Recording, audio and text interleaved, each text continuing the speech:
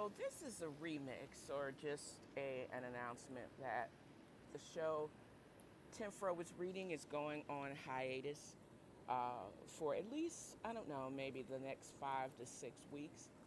I will be reposting previously popular episodes. And also I will be taking this time to basically focus on the revamp of a pilot that I'm working on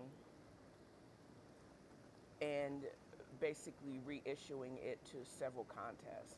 I have several follow-up episodes. I will also be concentrating on writing, and so the podcast will just go on a little bit of a break to allow me the time to invest in myself as well as my creative endeavors. And as always, I really appreciate the listening audience. Come back often. Tell your friends, and I'll see you in about maybe 5 to 6 weeks. Y'all have a good one.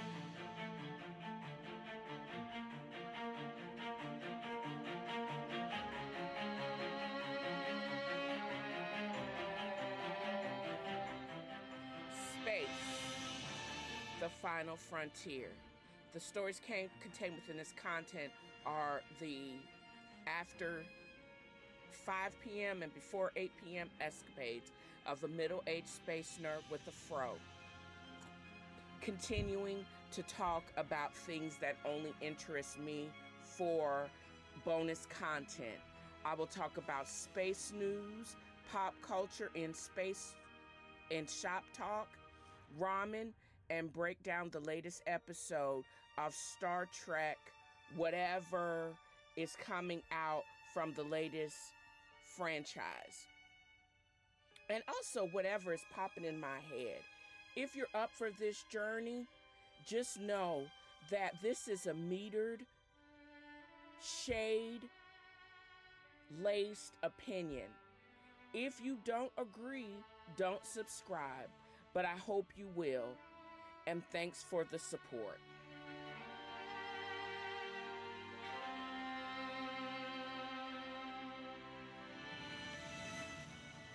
So what's going on in NASA news? Well, it looks like the beauty of open space is still with and among us.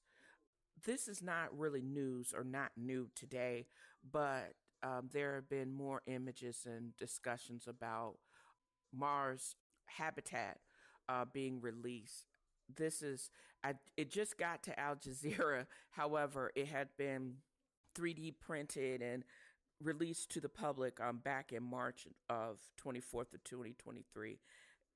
I don't feel so bad. I'm not the only one. It's me and Al Jazeera and the Euro News getting all of the delayed news late. But the Sun had it. Also had it too. So, but there's just so much going on as far as space travel. This is not new either. It's like you don't realize how every day things, space detritus, asteroids, etc., not life-threatening, but bombard us every day, and how much passes us by and doesn't actually impact our planet. But I think we're hit almost daily or hourly by space junk and rocks, etc., from millions and billions of miles away. They start out huge, but don't cause too much damage. Just cause a blip. The NASA folks make note, record it, keep it pushing. And I think that's very dope. You know what I mean? What else is going on? They're still talking about Victor Glover and the rest of the Artemis 2 crew getting ready to make that slingshot around the moon in year after next. I'm looking forward to that. I'm also wondering, as part of their physical exams, if they check those guys' thyroids, etc. Even with a big old hole in our ozone, we're still more protected than anybody that spends over 300 days, almost over a year in space, as the crew that is going to go up and take part in that mission. Even with the protection of the spacesuits, And when they do those walks, I still have concerns about ionizing radiation and its effect on their thyroids. The shift in body lipose distribution is seems to be more pronounced in all of them, and it seems like the more that you spend in space, that lipodistribution is just so erratic. And I wonder if that has to do with the combination of the effects on the pancreas as well as the thyroid. Girl, you could take the girl out the pediatric clinic, but you can't take the scientist out the girl. But just saying, wonder if they're doing it. Take a closer look, break down all of those and combination of those hormones, run the simulations, and it may also be that, is it cumulative, or because if it's necessarily cumulative, we may consider upping the time that we're developing protections from ionizing radiation, etc., and how we can not decondition but decontaminate them. How do you reverse some of it before we start restricting man's exposure in space? I think it's a good thing to think about, in the grand scheme of things. Also, NASA images of the day are actually just poetic and beautiful. With the yearly Easter egg roll this year, there's Captain Drew basically shaking a little kid's hand, as well as the beauty of the Saturn's Titan moon, in comparison to the supermassive planet or gaseous giant. The images is just stunning. And it's wild that the Titan is the name of the starship that plays a pivotal role in this week's Picard. Go figure. If you're greedy and you know it, clap your hands. If you're greedy and you know it, clap your hands. If you're greedy and you know it, and you don't care if you show it. If you're greedy and you know, clap your hands. This is my segment as far as what is TNFro is eating and drinking. I'm rounding the corner on having some of the best ramen ever. My joining the ramen club was probably one of the best decisions that I've ever made. I get to come up with more crazy toppings like crab legs and beef, short ribs, etc. Navigate to the extended podcast notes and the TNFro was reading not podcast feed, but Instagram feed, to see some of my creations for yourself. I'm also had the pleasure to speak with Nicole Markarian last week, from Queen Bean Coffee, and she actually sent me a sampler, which I am just completely in love with. And I'll be making a coconut rum latte inspired and in part by her coffee, and the pictures of those, as long as it turns out right, will also be in the podcast notes. Let me know what you think by shooting me an email at tnfroisreading.com or drop something in the comments, wherever you listen to the podbean. Excuse me, wherever you listen to the podcast. I'm sorry, y'all.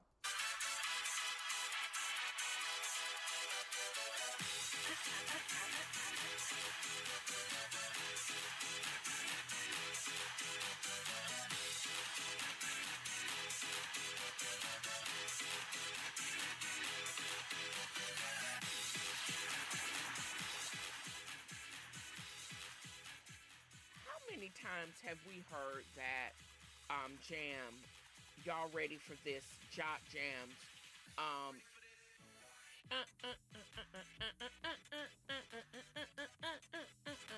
You gotta jam to this. You gotta be ready for this. I'm just saying.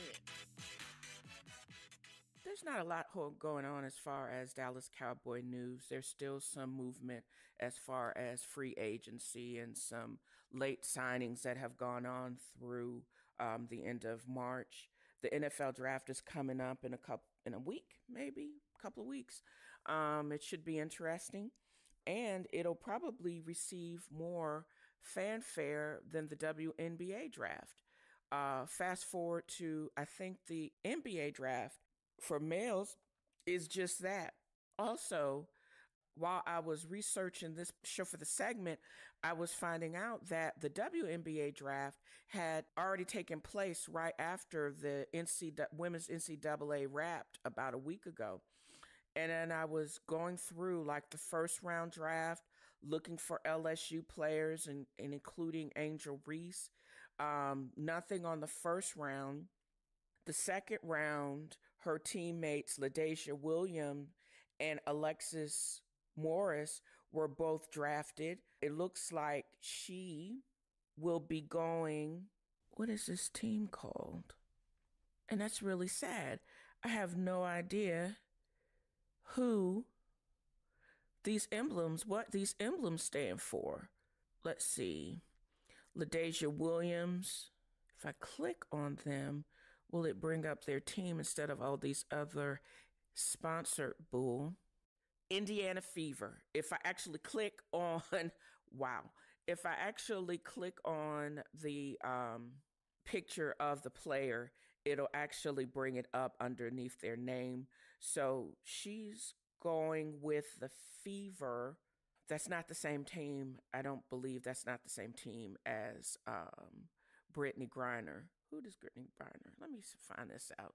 I get all sidetracked. I probably should have always. She's on the Phoenix Mercury. I knew it started with the I. Instead of a P or something. But they're not going to be on the same team. And her teammate, Alexis Morris, who I'm also clicking on follow, is going to the Connecticut Sun. It's like their point strategy. Oh, she's from Texas. Go on, girl. Which is just remarkable. It seems like the WNBA are going to get some very, very great players. I hope with some longevity. And I'm also hopeful that they're not going to have to go through the same crap that Brittany Griner has to go through or went through. I'm actually planning on hopefully being able to get a hard copy of her Brittany Griner, that is memoir, discussing her unfathomable time in the Russian prison or penal colony. I can only imagine what she lived through. And when you look at her on some of her post-detention photos, it appears that young woman is still very haunted. But I don't usually like to read trauma memoirs, but I think I'm all here for that, to see what she actually has to say and how she's processed her traumatic time there. What I also found, I had mentioned in another episode, I was questioning, was Angel Reese going to be entering the draft, and would the Phoenix team, Brittany Griner's team, basically be able to draft her, because it would be dope watching them get a championship. But in true Angel Reese form, she basically said, I'm a sophomore, I'm good. And I can also make more money with her NIL deals than she could ever actually make in the WNBA. I'm thinking to myself, so as a amateur player, you still make more than Brittany Griner and them? What kind of crap jap is that? And what is going on? And who's doing the marketing for the WNBA? Y'all need to be shot. And it's keeping college players in longer because they can actually make more dough going to school and playing ball. How cool is that? So think about it, y'all. And what is the dichotomy? And they need to get on the marketing to make it to. So also, are those deals transferable when they go pro? I don't know.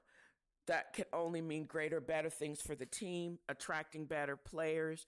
If you can actually continue the financial security as a transition from amateur to pro, why wouldn't you allow or help them do that? And who's going to be the first business in corporate America to see that light and help them make that transition? There's enough money to go around.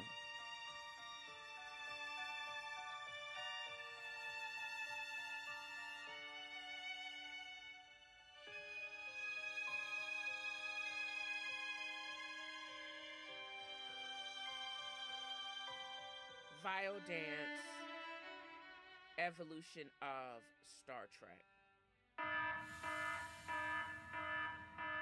Yo, it's the 1701D, bitch. That's right, y'all. If you do not like spoilers, you're not going to like this segment of the show, TNFro's Bar. I got spoilers for days. And I'm glad this week I not only rewatched last week's episode of Star Trek card, what was it, Surrender, but Vox or The Voice was definitely worth the wait and worth me getting up early in the morning, getting dressed before I have to report to my day job. And it was just a really dope episode. I connected again with John Champion. I promise I will be sending you your swag very soon, because the swag I'm going to send you, sipping tea in the TNFro's Bar cup, is just, I can only imagine that. But anyways, it was alluded in the news or Star Trek news that the par rates were going to make a comeback. With that information, I went back and I watched DS9, the last season 7, the last 8 episodes where the power raves are tried to be released from the fire caves, and Gul Dukat becomes one of their reverse emissary, as well as the Kai Win, who I can never could stand that particular character. And I was like, why the Proud Raves? Because of their connection to the Dominion, and the Eighth. And it would make sense that either the Proud Raves, were in collusion with the Dominion or something similar. And who would hate Solids more besides, them themselves? The Pirates were booted out of the Celestial Temple. Still wondering how that works in. And if the Pirates and the Bee and the Queen were all, it's going to come back. I'm not going to give too much spoilers for Vox, the next episode. They love to hate. They are hate. And they needed to figure out a way to be transported using the same technology as the Solids do, but using it against them to destroy them. Is Jack a rogue Pyraith emissary or an emissary in reverse?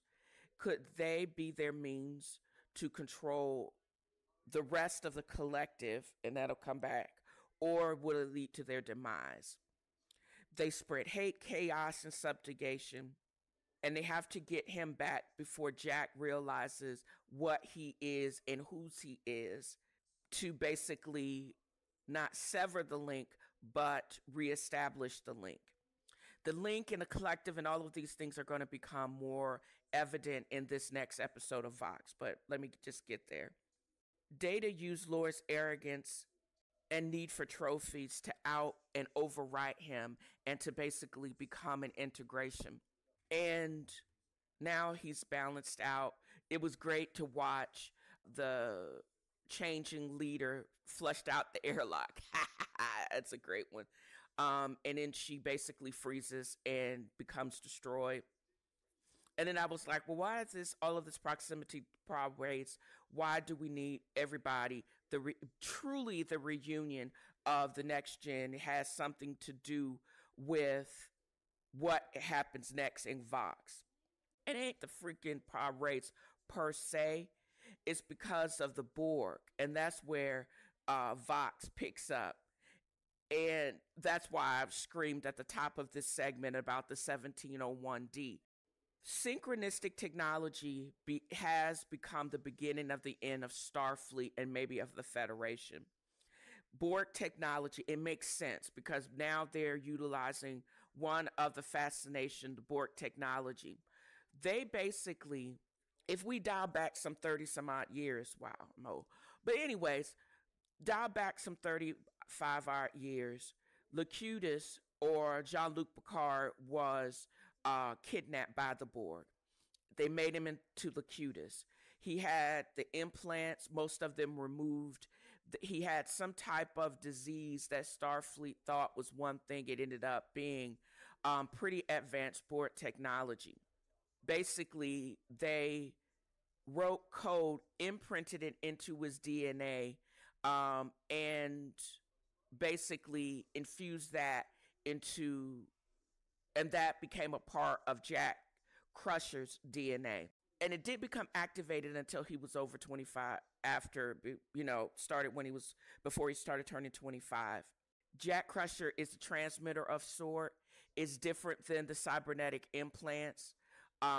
It can connect the collective, and it's only usable in anybody under the age of 25, where their minds are still growing, where you can actually, if you can subjugate, you can get them and you can control them evidently.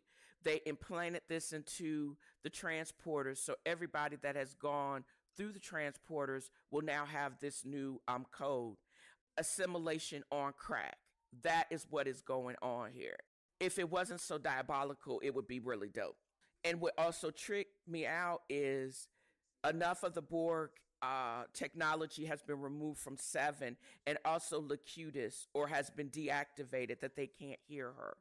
But it was different. He said, Jean-Luc Picard says, even when he was disconnected, he felt that he could still hear the hive in his body. It's because they wove into his DNA, like Jack is, the technology to be able to be connected to the queen. The ultimate in Get Back.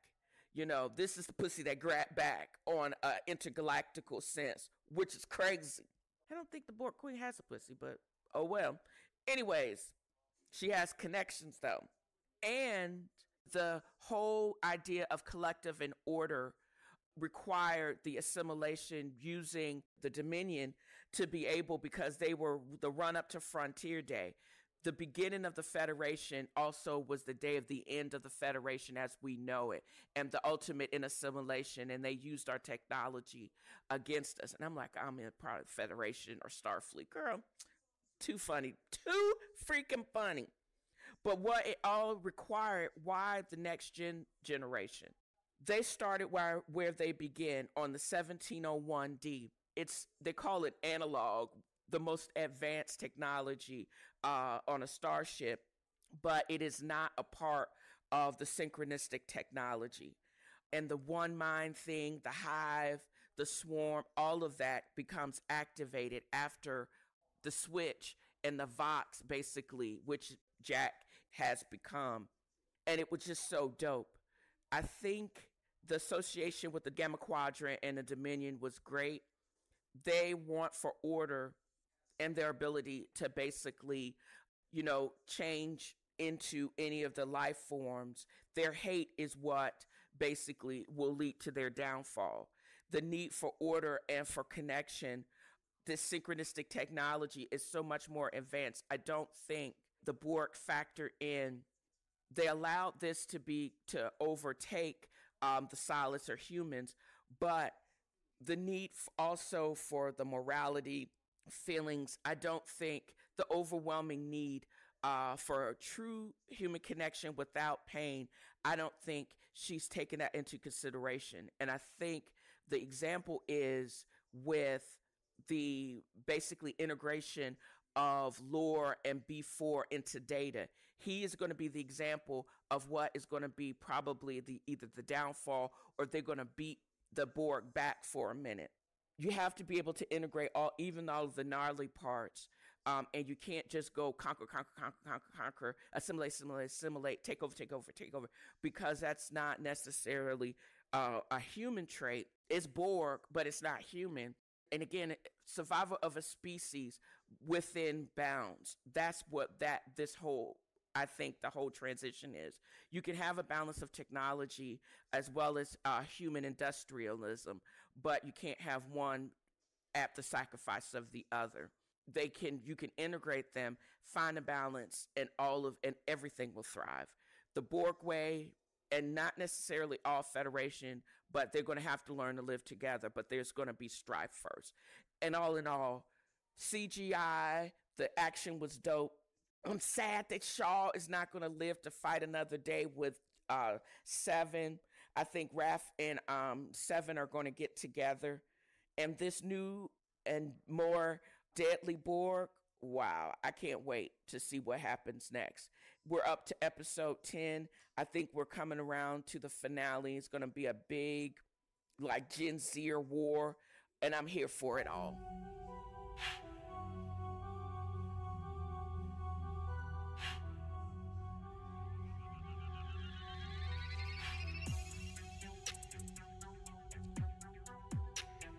I wanted to end my broadcast or this recording with just some fresh beats and as a reminder for us to be kind to ourselves, be kind to our minds, and keep creating. I mean, there's just so much horrible things and mean things going on in the world, and this is not goodbye. This is just until we meet again or until I record and drop another episode. I hope you enjoyed this episode as much as I've enjoyed creating it. Check me out on social media. TNFro is reading on Instagram, TV Food Wine Girl on Twitter, and TNFro is reading the book club. I hope to get into a better state of mind as we recover as a nation from just the tragic happenstance of the last several weeks. And again, I admonish you to be kind to yourself and be kind to others. Be the action that you want to be. If you want kindness, give kindness, exude kindness, and just love yourself and love others. And again, thank you for listening. Mike B.